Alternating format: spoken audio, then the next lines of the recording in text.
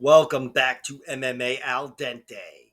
I am here to talk about Joselyne Edwards versus Ailin Perez, the grudge match.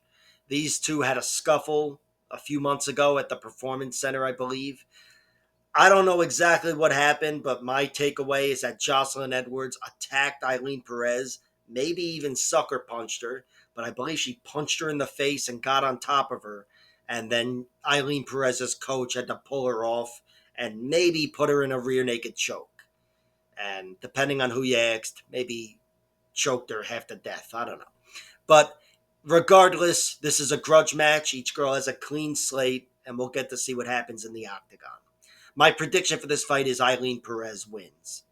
I think she's too much of a physical force on the inside. I think she'll be able to out wrestle Joselyne Edwards, and I think on the ground she's the better grappler as well. But Joselyne Edwards, I think, has some distinct advantages as well in this fight. I think she's got the better striking overall, especially her kicking game, which is solid. And I also think, in general, I trust her more in round three. In round three in the UFC, she's looked really good, aside from the fights in which she was out grappled and dominated and totally neutralized. But if they should find themselves in a competitive fight, I'd be favoring Joselyne Edwards. I'd probably be live betting her, depending on what the odds look like. But my pick right now, pre-fight, is Ailin Perez, and that's my bet as well. I think Ailin Perez has looked incredible in the UFC, aside from her debut against Stephanie Egger, which may have been on short notice. But either way, Stephanie Egger, a judoka and a really good grappler, she's a much different fighter and threat than Joselyne Edwards. And I think if Ailin Perez tried to go through Joselyne in the way she tried to go through Stephanie Egger, she would have a lot more success. That is her one loss, her one legitimate loss, Ailin Perez. She does have another loss, which is a disqualification to Tamiris Vidal, who lost a week or two ago, 2 weeks ago in the UFC. But that was a fight in which she was totally winning the fight, in total control. It was a very physical fight, a lot of clinch battling. But Ailin Perez was bullying her, ripping her to the mat, controlling her in the clinch. And in the end, she got a little overzealous and kneed Tamiris Vidal and was disqualified. And that may speak to some stupidity in the fight IQ realm, but it's not a loss that I could attribute to any technical weakness of hers.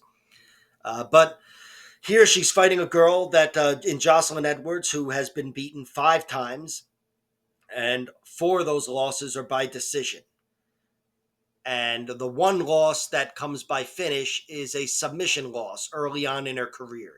She lost to this girl, Morris Marcano Gonzalez, by armbar in round 2. I wasn't able to see the fight, but I was able to see the rematch where she armbarred that same girl in round 1 and looked very good doing so. But after that, all of her other losses are in the UFC, and they're all by decision, aside from the LFA fight. She had a 5-round LFA fight against Sarah Alpar, who also made it to the UFC after that. Subsequently, I should say. But I think those girls were all able to neutralize her really on the ground. Everybody but her last loss to Nora Cornale, which was pretty close. I actually thought Joselyne should have won that fight, and she would have gotten the decision due to her grappling.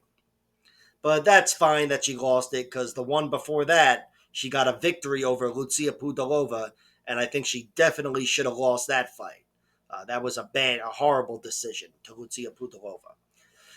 But her losses in the UFC, Carol Hosa, Jessica Rose Clark, and the Sarah Alpar fight before that, those are fights in which she was controlled, taken down and controlled. And she didn't have an answer for the wrestling. And I think that's still her weakness moving forward, even though the last loss to Jessica Rose Clark came 2.5 years ago. I still don't see anything that would tell me that that's not her primary weakness. And with how good Ailin Perez has looked, and I don't put too much stock into the Ashley Evans Smith fight, because Ashley Evans Smith didn't fucking belong in there. But still, Ailin Perez looks good enough for me to trust her to be faster than Joselyne Edwards and to be stronger than her on the inside. Plus, I think she's got better technical grappling. So I see this one being maybe similar to the Ailin Perez Lucia Pudilova fight, where Ailin Perez won a decision and there wasn't anything controversial about it. But in the end, Lucia Pudilova was in control of the fight in round three. So that's kind of the fight I envision. But I do envision Ailin Perez doing enough to control Joselyne Edwards and win this fight. So Ailin Perez is the pick. I've placed a small bet on her because she's inside 2-1 odds, but I'm really gonna wait for the props because I think if she wins this fight, I'm very sure it's by decision. And by the way, same goes the other way. I think this one goes to a decision either way. And you can play the over 2.5 rounds at minus 400 pretty much, minus 395. I don't know. That doesn't sit well with me. I'll just wait for the props. But in general, not a lot of betting on this one, I imagine. And again, my pick is Ailin Perez via decision. Like, share, subscribe, all that horse shit, and check out my other videos.